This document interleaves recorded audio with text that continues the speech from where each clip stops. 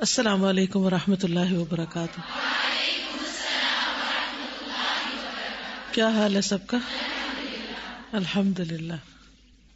نحمده ونصلی علی رسولہ الکریم، اما بعد فاعوذ باللہ من الشیطان الرجیم. بسم اللہ الرحمن الرحیم.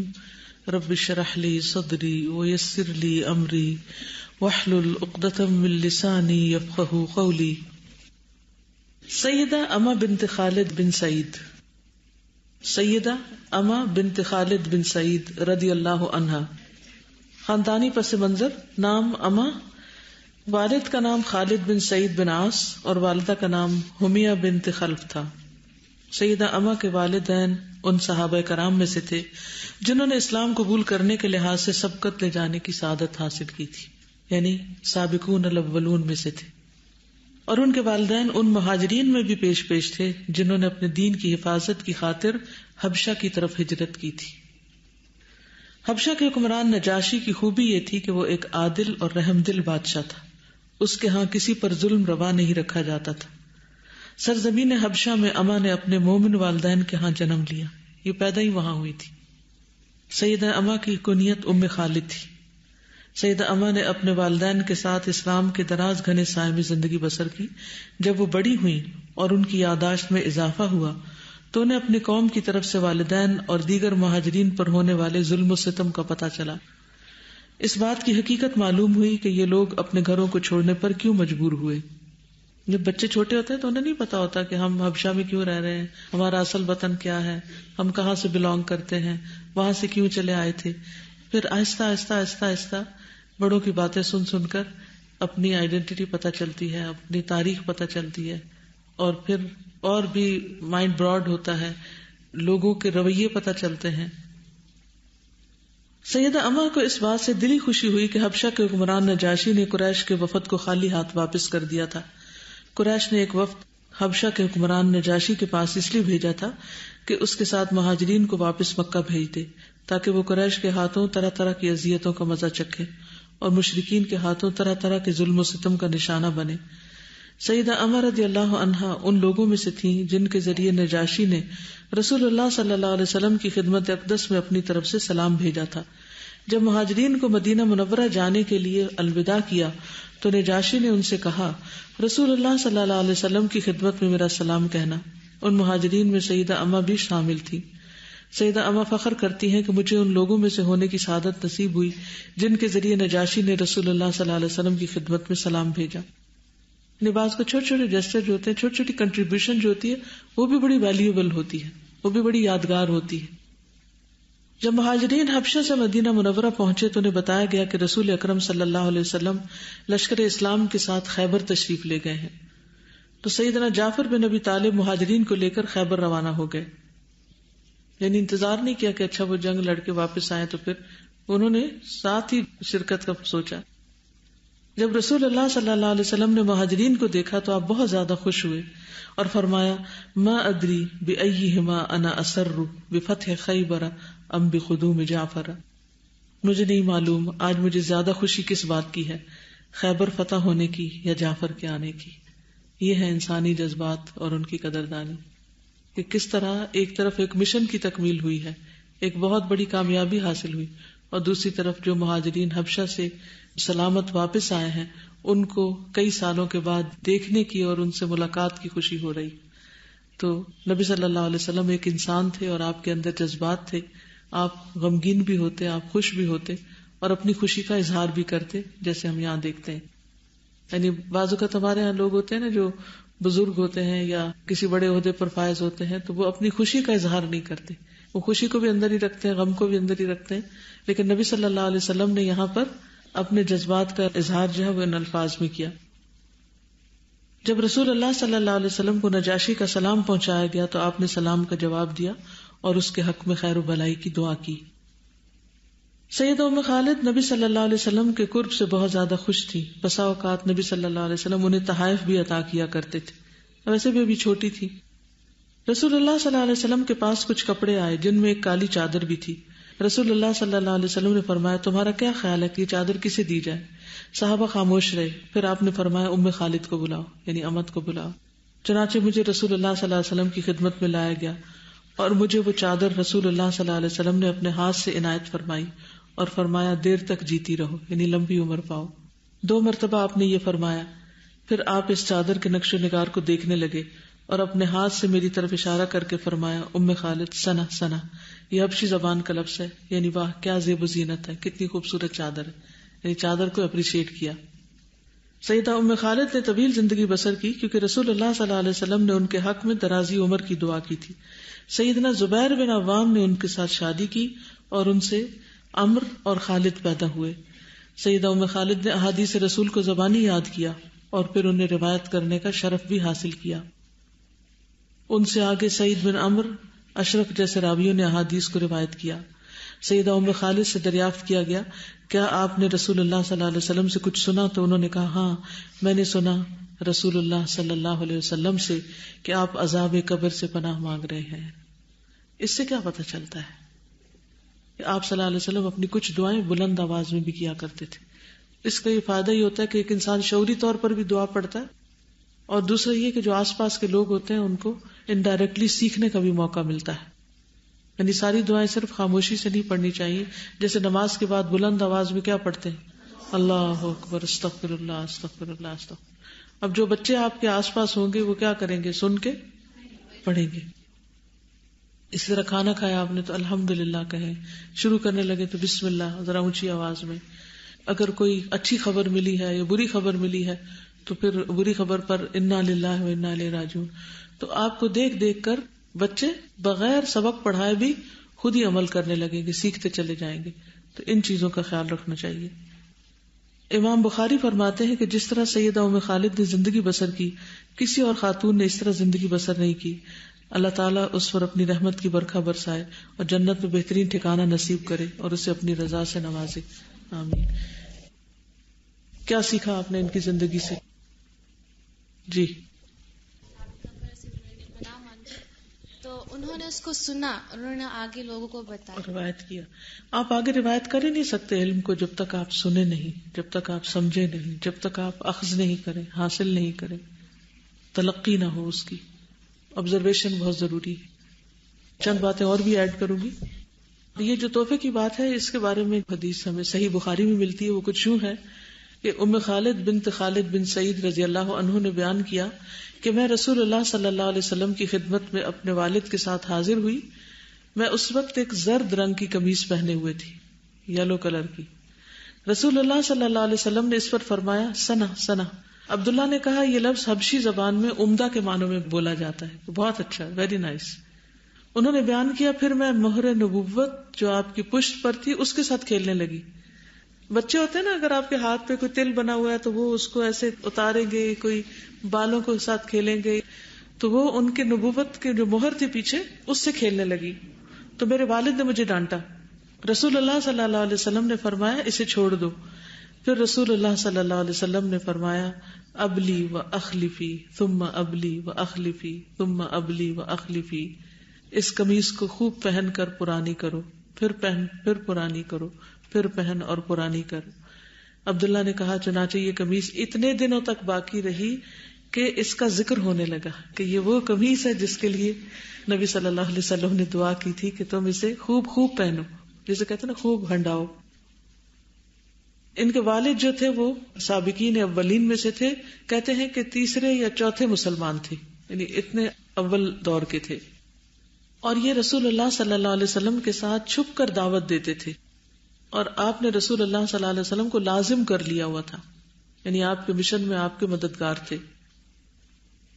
ام خالد بنت خالد کہتی ہیں کہ رسول اللہ صلی اللہ علیہ وسلم نے میرے والد کو صدقات پر عامل بنا کر یمن بھیجا، یعنی جب یہ علاقے فتح ہو گئے تو ان کے گورنر بنا کر بھی بھیجا گیا ان کو۔ میرے والد یمن میں تھے کہ رسول اللہ صلی اللہ علیہ وسلم وفات پا گئے، یعنی اس سے یہ پتہ چلتا ہے کہ ان کے والد کو ایک طویل صحبت کا شرف نصیب ہوا۔ یہ نبی صلی اللہ علیہ وسلم کے کاتب بھی تھے۔ محمد بن عبداللہ بن عمرو بن عثمان بن عفان کہتے ہیں کہ خالد نے حبشہ کی سرزمین سے آنے کے بعد رسول اللہ صلی اللہ علیہ وسلم کے ساتھ مدینہ میں قیام کیا، یعنی حبشہ سے آنے کے بعد مدینہ میں رہے، اور وہ آپ کے لیے لکھا کرتے تھے۔ یہ وہی تھے جنہوں نے وفد ثقیف کے لیے اہل طائف کا خط لکھا، اور رسول اللہ صلی اللہ علیہ وسلم کے اور ان کے درمیان صلح کے لیے چل کر گئے تھے. ٹھیک ہے. تو کیا 3 باتیں ان کے والد کے بارے میں پتہ چلتی ہیں؟ نمبر 1، سابقین الاولین میں سے تھے، تیسرے یا چوتھے مسلمان تھے. کیا کرتے تھے نبی صلی اللہ علیہ وسلم کے ساتھ؟ چپ کے دعوت دیا کرتے تھے. اور کیا خوبی تھی ان کی؟ نبی صلی اللہ علیہ وسلم کے کاتب تھے، اور آپ نے ان کو گورنر بنا کر بھیجا تھا یمن کا، اور یہ یمن میں تھے کہ نبی صلی اللہ علیہ وسلم کی وفات ہو گئی تھی. پھر ام خالد کا نکاح زبیر بن عوام سے بھی ہوا. زبیر بن عوام نے 16 سال کی عمر میں اسلام قبول کیا تھا، وہ بھی ینگ تھے، عشرہ مبشرہ میں سے تھے، حواری رسول تھے صلی اللہ علیہ وسلم. اور آپ کی پھپھی صفیہ بنت عبد المطلب کے بیٹے تھے. بدر اور بعد والے غزوات میں شامل رہے. انہوں نے 2 ہجرتیں کی. 2 کیسے؟ حبشہ اور مدینہ، ہجرتین. ٹھیک ہے. نبی صلی اللہ علیہ وسلم نے ان کے بارے میں کہا تھا فدا کا ابی و امی، میرے ماں باپ آپ پر فدا ہوں. وفات تک نبی صلی اللہ علیہ وسلم ان سے راضی رہے تھے.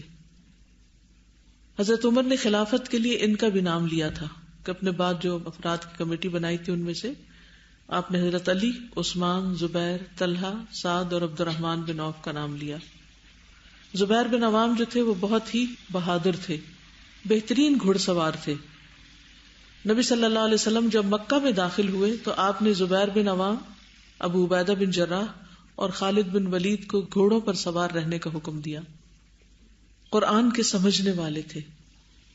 جب یہ آیت رسول اللہ صلی اللہ علیہ وسلم پر نازل ہوئی، انک میت وانہم میتون ثم انکم یوم القیامت عند ربکم تختصمون، کہ بے شک آپ بھی مرنے والے ہیں اور بے شک وہ بھی مرنے والے ہیں، پھر قیامت کے دن تم اپنے رب کے پاس جھگڑا کرو گے.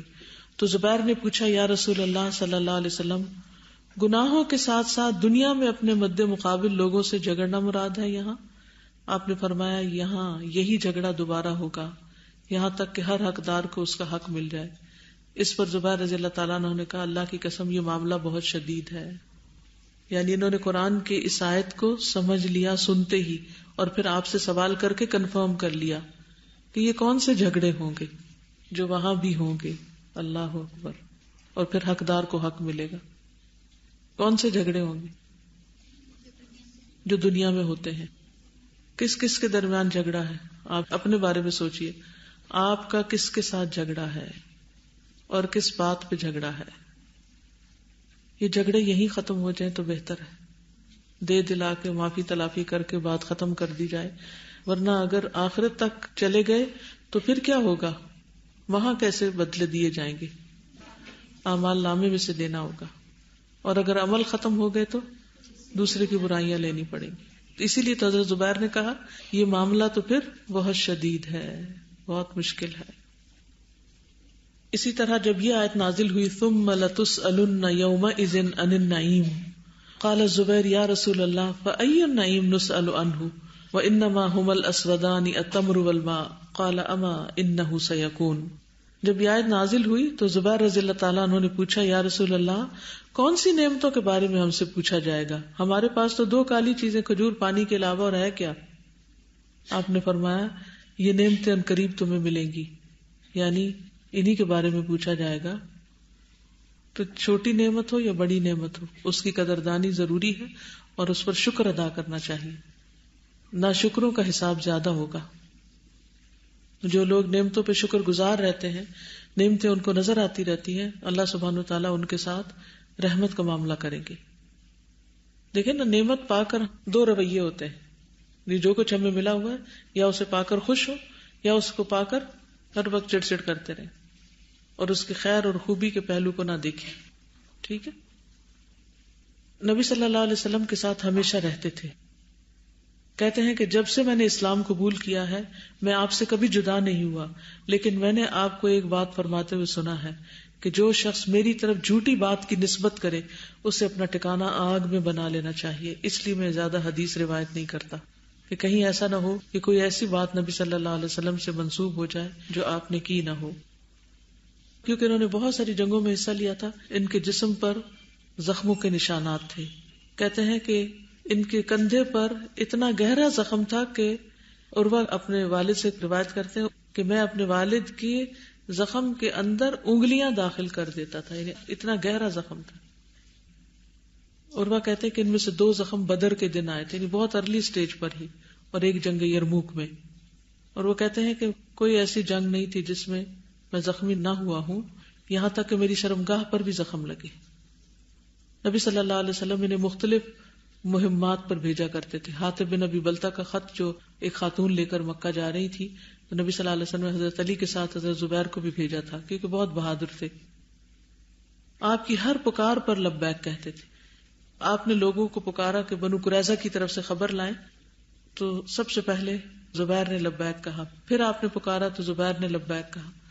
آپ نے فرمایا ہر نبی کے حواری ہوتے ہیں اور میرے حواری زبیر بن عوام ہیں. اور فتح مکہ کے موقع پر ایک دستے کے علم بردار بھی تھے. تو ان سے حضرت اما کے 2 بچے ہوئے ہیں. اب آپ کچھ کہنا چاہیں؟ صحابہ کی زندگیوں سے آپ کیا سیکھتے ہیں؟ ان کے بارے میں پڑھ کر سن کر آپ کے ذہن میں کیا بات آتی؟ صحابہ کی زندگی میں سب سے جو بڑا پہلو یہ ہے کہ وہ ہر حال میں ڈٹے رہتے تھے، اور ہمیں بھی یہ ہے کہ اگر ہمارے دین میں کوئی مشکل آئے تو ہمیں بھی ہر حال میں استقامت اختیار کرنی ہے. یعنی سچے لوگ تھے، جو کہتے تھے وہ کرتے بھی تھے. ہم باتیں بہت کرتے ہیں لیکن جب عمل کا وقت آتا تو غائب ہوتے ہیں. جی، ایک تو اپنی تکلیفیں ہمیں کم لگتی، دوسرا ہمارا ایمان ریفریش ہوتا ہے ان سے کہ وہ بھی تو ہمارے جیسے لوگ تھے، وہ تو پیغمبر نہیں تھے نا. بالکل، شاباش. آپ دیکھیے کہ نماز میں ہم ہر روز کیا دعا مانگتے ہیں؟ اہدنا الصراط المستقیم صراط الذین انعمت علیہم. ہمیں سیدھا رستہ دکھا ان لوگوں کا جن پر تو نے انعام کیا ہے. تو اگر ان کی زندگی ہم پڑھتے ہی نہیں، ہم ان کے بارے میں جانتے ہی نہیں، تو ان کا رستہ ہمیں کیسے معلوم ہوگا؟ ہم ریلیٹ ہی نہیں کر سکتے پھر سیدھے رستے کو. کہ کیا ہے سیدھا رستہ؟ کیا صرف عقل سے سیدھا رستہ پایا جا سکتا ہے، یا صرف گمان سے، یا صرف لوگوں کی باتوں سے؟ نہیں، پریکٹیکل ایگزامپلز دیکھنا انتہائی ضروری ہے. اس لیے سیرت نبوی صلی اللہ علیہ وسلم ہو یا سیرت صحابہ ہو، اس کا مطالعہ مسلسل جاری رہنا چاہیے. یعنی زندگی کی ایک روٹین بنا لے، جیسے یہ اب نے بنائی ہوئی کہ ہفتے میں 1 دن تو پڑھنا ہے. جی، وعلیکم السلام. میں سوچ رہی تھی کہ جیسے صحابہ کرام اور ان کی جو ازواج مطہرات تھی، ان میں اس طرح تڑپ جو تھی بہت زیادہ، جس طرح انہیں کوئی بھی لڑائی ہوتی، کوئی زخم پہنچتا تو وہ صبر کرتے تھے. ان میں کس طرح سے صبر تھا؟ بہت زیادہ کر سکتے تھے. ہم میں وہ اسپرٹ کیوں نہیں ہے؟ جب دل ایمان سے بھرا ہوتا ہے نا تو صبر آسان ہو جاتا ہے. ہاں جی، ایمان فل کرنے کی ضرورت ہے. وہ ٹینک خالی ہوتا ہے تو پھر صبر نہیں ہوتا. یعنی جیسے آپ نے کھانا کھایا ہوا نا تو آپ میں قوت برداشت نسبتاً زیادہ ہوتی ہے، اور جب بھوک ہوتی ہے تو کوئی آپ کو ہاتھ بھی لگائے تو آپ چڑ جاتے ہیں. جی، یہ بھی تھا کہ وہ بہت زیادہ ایکسپریسو بھی تھے. کوئی اگر اچھی چیز دیکھی تو اس کو فوراً سے ایکسپریس کر دینا، اور بری کو بھی اس کو روکنا. اور دوسرا یہ کہ ان کو پڑھنے کے بعد ایک جوش اور جذبہ بھی پیدا ہوتا ہے کہ ہاں جی ہم نے یہ کام کرنا. جب وہ کر سکتے تھے، وہ بھی ہماری طرح کے انسان تھے، تو ہم بھی کر سکتے ہیں یہ چیز. بالکل ٹھیک ہے.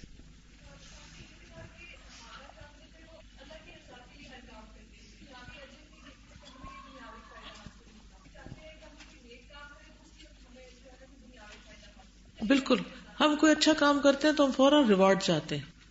بچپن سے جو عادت پڑی ہوئی ہے، ہر چیز پہ تعریف، ہر چیز پہ ریوارڈ. تو پھر دین کی طرف آتے ہیں تو دین کا کام کر کے بھی ہم چاہتے ہیں کہ لوگ ہماری تعریفیں کریں، ہمیں ایکنالج کریں، ہمیں اچھا کہیں، پھر ہم آگے بڑھیں گے.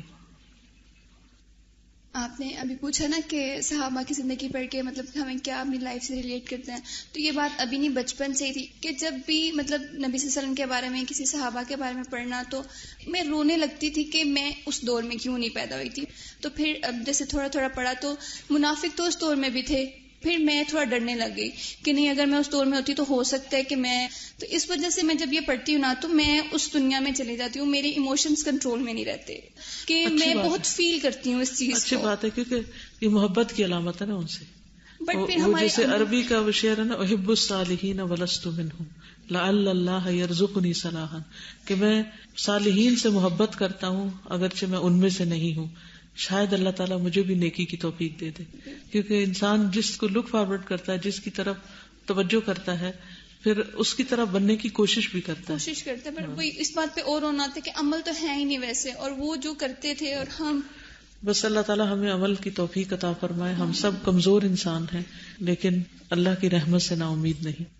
اوکے. سبحانک اللہم و بحمدک اشہد ان لا الہ الا انت استغفرک و اتوب الیک. السلام علیکم و رحمۃ اللہ وبرکاتہ.